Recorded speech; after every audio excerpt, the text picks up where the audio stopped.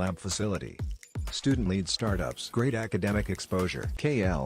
Deemed to be university.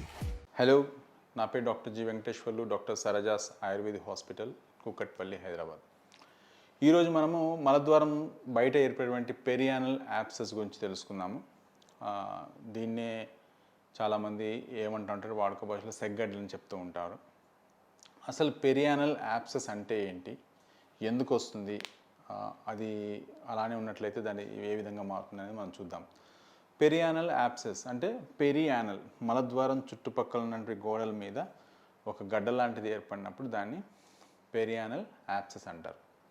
So ఇవి ఎందుకు వస్తుందని చూసినప్పుడు మనకి మలద్వారం లోపల యానల్ క్రిప్ట్స్ ఉంటాయి. ఆ క్రిప్ట్స్ అనేవి ఒక నాళం ద్వారా యానల్ గ్లాండ్స్ కనెక్ట్ అయి ఉంటాయి. ఈ గ్లాండ్స్ ఇన్ఫెక్ట్ అయినప్పుడు, అంటే క్రిప్ట్ ద్వారా ఈ ఇన్ఫెక్షన్ ఎప్పుడైనా సరే ఈ ట్యూబ్ ద్వారా గ్లాండ్లోకి వెళ్ళినప్పుడు ఈ గ్లాండ్ ఇన్ఫెక్ట్ అయిపోయి మనకి బయట గడ్డ లాంటిది ఏర్పడుతుంది అన్నమాట. సో దాన్నే పెరియానల్ యాబ్సెస్ అంటారు. సో ఈ పెరియానల్ యాబ్సెస్లో లక్షణాలు ఎలా ఉంటాయి, వాటికి ట్రీట్మెంట్ పద్ధతులు ఎలా ఉంటాయి చూసినప్పుడు మనకి ముఖ్యమైన లక్షణం వచ్చేసేసి పేషెంట్కి ఆ మలద్వారం చుట్టుపక్కల ఒక గడ్డ లాంటిది ఏర్పడము, కూర్చున్నా కానీ నొప్పి, కంటిన్యూస్గా పెయిన్ ఉండడము, నిలబడలేరు, కూర్చోలేరు, గాలి తీసుకోలేరు. ఒక్కొక్కసారి ఆ పెరియానల్ యాబ్సెస్ కానీ బాగా పెద్దగా ఉన్నట్లయితే దాని నిండా చీము నిండినప్పుడు పేషెంట్కి జ్వరం కూడా రావడం జరుగుతుంది అనమాట. బాగా చలితో కూడిన జ్వరం రావడం అనేది కూడా మనకి ఈ పెరియానల్ యాబ్సెస్లో చూస్తూ ఉంటాం. సో కొన్నిసార్లు ఈ పెరియానల్ యాబ్సెస్ ఏమవుతాయంటే ఆటోమేటిక్గా బర్స్ట్ అయిపోతాయి. ఒక 4 రోజులు పేషెంట్ కొంచెం పెయిన్ అది భరించగానే ఒక దగ్గర సన్నగా మొనతేలి ఆ ఏరియాలో బర్స్ట్ అయిపోయి అక్కడ నుంచి చీము గారిపోవడం అనేది జరుగుతుంది అనమాట. సో అలా కాకుండా ఒక్కొక్కసారి పేషెంట్కి ఈ గడ్డ పగలకుండా, అంటే యాబ్సెస్ బాగా డీప్గా ఉన్నప్పుడు పేషెంట్కి బయటికి పగలకుండా ఏమవుతుందంటే జ్వరం అనేది కంటిన్యూస్గా వస్తూ ఉంటుంది. అండ్ ఆ గడ్డ అనేది కొంచెం ఎక్స్టెండ్ అవుతూ ఉంటుంది అనమాట. మలద్వారం బయటికే కాకుండా మలద్వారం లోపల గోడల ద్వారా పైకి వెళ్ళిపోతుంది అనమాట. రెక్టమ్ దగ్గర కూడా మనకు ఒక్కొక్కసారి ఈ యాబ్సెస్ అనేది ఎక్స్టెండ్ అవుతుంది. అప్పుడు ఏమవుతుందంటే పేషెంట్ కంటిన్యూస్గా ఫీవర్స్ ఉంటా ఉంటాయి. అప్పుడు మనం కొన్ని రకాల టెస్టుల ద్వారా పేషెంట్కి యాబ్సెస్ ఎంత పెద్దగా ఉంది ఏంటి చూసుకొని వాటిని సర్జరీ ద్వారా బయట ఓపెన్ చేసి వాటికి వెళ్ళి పస్ తీయడం అనేది జరుగుతుందన్నమాట. సో ఈ విధంగా మనకి పెరియానల్ యాబ్సెస్ అనేది ప్రజెంటేషన్ అనేది మనకు కనిపిస్తూ ఉంటుంది. సో ఇందాక చెప్పినట్లుగా కారణం అనేది ముఖ్యంగా అయితే మనకి యానల్ గ్లాండ్ ఇన్ఫెక్షన్. సో ఈ పెరియానల్ యాబ్సెస్ ఎన్ని రకాలుగా ఉంటాయి మనం చూసినప్పుడు మనకి మలద్వారం చుట్టుపక్కల 2 గోడల మధ్యలో, అంటే ఇంటర్నల్ స్ఫింక్టర్, ఎక్స్టర్నల్ స్ఫింక్టర్ మధ్యలో ఒక చిన్న గడ్డ ఏర్పడినప్పుడు అది బయట చిన్న వాపులాగా వస్తుంది అన్నప్పుడు దాన్ని ఇంటర్స్ఫింక్టర్ యాబ్సెస్ అంటారు. ఈ యాబ్సెస్ అనేది మనకి లో ఇంటర్స్ఫింక్టర్క్, మిడ్ ఇంటర్స్ఫింక్టర్క్, హై ఇంటర్స్ఫింక్టర్క్ యాబ్సెస్ ఇలా డిఫరెంట్ టైప్స్ ఉంటాయన్నమాట. సో ఈ యాబ్సెస్ అనేది మనం చూసినప్పుడు ఏంటంటే పేషెంట్కి మోషన్కి వచ్చే మార్గానికి చాలా దగ్గరలోనే ఒక చిన్న గడ్డలాగానే ఏర్పడేసేసి కూర్చున్నప్పుడు నొప్పిలాగా ఉంటుంది. దీన్ని ఇంటర్స్ఫింక్టర్క్ యాబ్సెస్ అంటారు.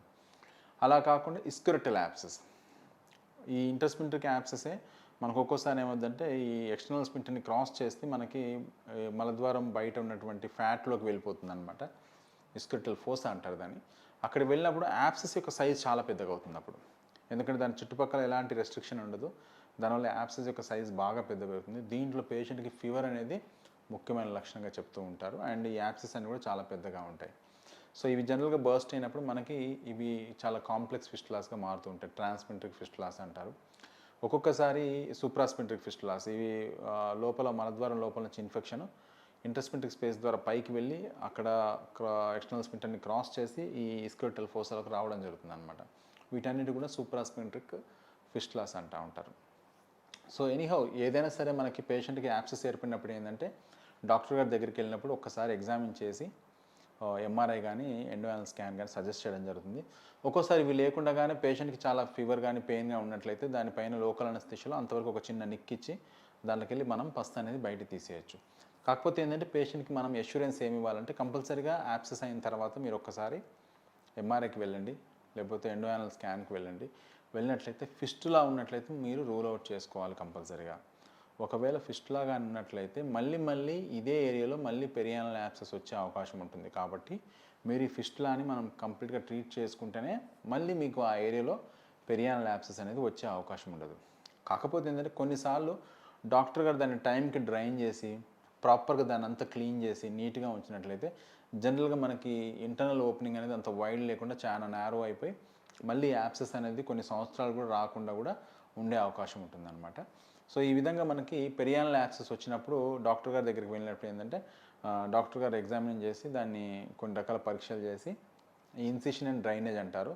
ఈ ప్రొసీజర్ ద్వారా ఆ లోపల పస్ తీసినట్లయితే పేషెంట్కి పెయిన్ తగ్గి చాలా కంఫర్ట్గా ఉంటారు. కాకపోతే తర్వాత మీరు ఒక్కసారి ఫిస్టులాని రూల్ అవుట్ చేసుకొని దాన్ని బట్టి మనం ట్రీట్మెంట్ చేసుకున్నట్లయితే ఈ పెరియానల్ యాక్సెస్ అనేది మళ్ళీ రాకుండా ఉండే అవకాశం ఉంటుందండి. Thank you.